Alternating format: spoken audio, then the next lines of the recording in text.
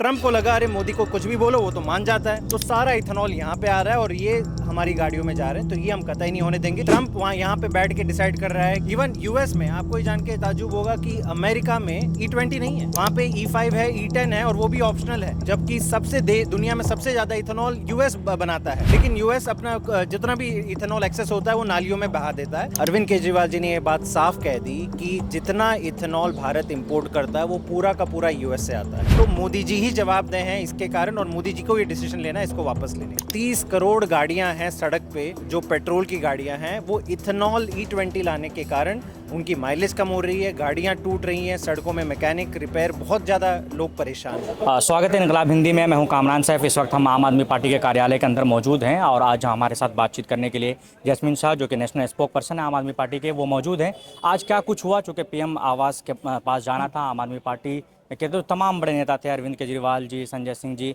मनीष सिसोदिया जी, तमाम लोग मौजूद थे। 2 घंटे तक लगातार उनका प्रोटेस्ट चला। क्या कुछ आज हुआ? सर, आज किस तरीके का आप लोगों का जो प्रदर्शन है, क्या कुछ हुआ आज? देखिए, E20 के मुद्दे पे अब ये बात साफ हो गई है कि मोदी जी ट्रंप के सामने नतमस्तक हो गए हैं। अब तक लोगों को ये बात समझ में नहीं आ रही थी कि E20 जो एक हिसाब से जिससे गाड़ियां खराब हो रही हैं, माइलेज भारी कम हो रहा है, वो थोपा क्यों जा रहा है देश के ऊपर। अरविंद केजरीवाल जी ने ये बात साफ कह दी कि जितना इथेनॉल भारत इंपोर्ट करता है वो पूरा का पूरा यूएस से आता है। पिछले साल 1 बिलियन लीटर इंपोर्ट किया, ये साल टारगेट है कि 5 बिलियन इंपोर्ट करें, और इससे 22,000 करोड़ मोदी जी ट्रंप को इंपोर्ट के नाम पे देने वाले हैं। तो इसके चलते जो लोगों की पीड़ा है, 30 करोड़ गाड़ियां हैं सड़क पे जो पेट्रोल की गाड़ियां हैं, वो इथेनॉल E20 लाने के कारण उनकी माइलेज कम हो रही है, गाड़ियां टूट रही हैं, सड़कों में मैकेनिक रिपेयर, बहुत ज़्यादा लोग परेशान हैं।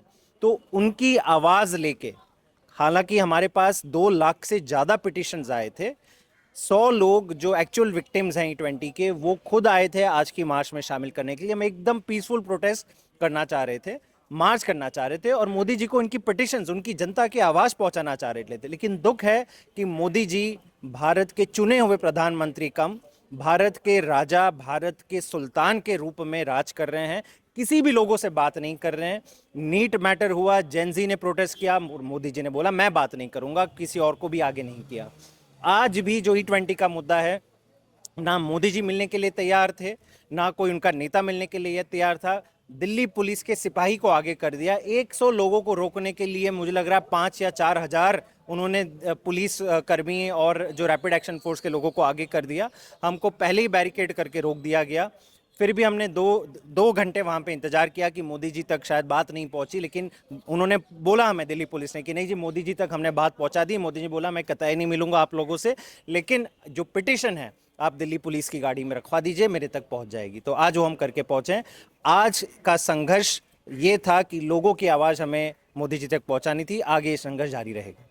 अब आगे क्या रणनीति होगी? चूँकि आप लोगों का आज एक बड़ा कॉल था, चूँकि कॉन्स्टिट्यूशन क्लब में आपका टाउन हॉल हुआ, उसके बाद वहाँ से अनाउंस किया गया था, जहाँ हमारी पूरी टीम मौजूद थी।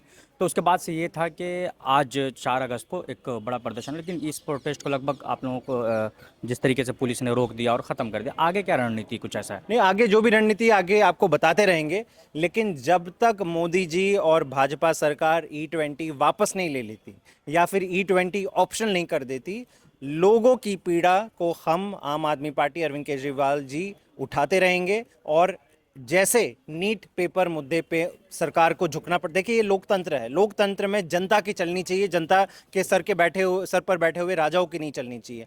आज ये मुद्दा साफ हो गया है, जन जन जान चुका है कि E20 से गाड़ियों का नुकसान हो रहा है, देश का कोई फायदा नहीं हो रहा है, केवल और केवल हो रहा है फायदा तो ट्रंप का। और जहां पहले मोदी जी ट्रंप के सामने केवल झुके हुए थे, आज लग रहा है कि वो पूरी तरह से लेट गए। ट्रंप वहाँ यहाँ पे बैठ के डिसाइड कर रहा है कि इवन यूएस में आपको ये जान के ताजुब होगा कि अमेरिका में E20 नहीं है, वहाँ पे E5 है, E10 है और वो भी ऑप्शनल है, जबकि दुनिया में सबसे ज़्यादा इथेनॉल यूएस बनाता है। लेकिन यूएस अपना जितना भी इथेनॉल एक्सेस होता है वो नालियों में बहा देता है। ट्रंप को लगा अरे मोदी को कुछ भी बोलो वो तो मान जाता है, तो सारा इथेनॉल यहाँ पे आ रहा है और ये हमारी गाड़ियों में जा रहे हैं, तो ये हम कतई नहीं होने देंगे, जनता की आवाज़ उठाते रहेंगे। सर, जैसे कि आप नीट पेपर लीक के बारे में कहा कि आपने, आपकी सरकार ने और तमाम जो बड़े नेता थे वो CJP प्रोटेस्ट में पहुंचे थे। अभी झारखंड के अंदर पेपर लीक को लेकर जो चल रहा है, उस पर आपके पार्टी का क्या स्टैंड है? कहीं पे भी पेपर लीक नहीं होना चाहिए, और जो सरकार अगर पेपर लीक रोकने में असमर्थ हैं तो वो कार्यवाही करें।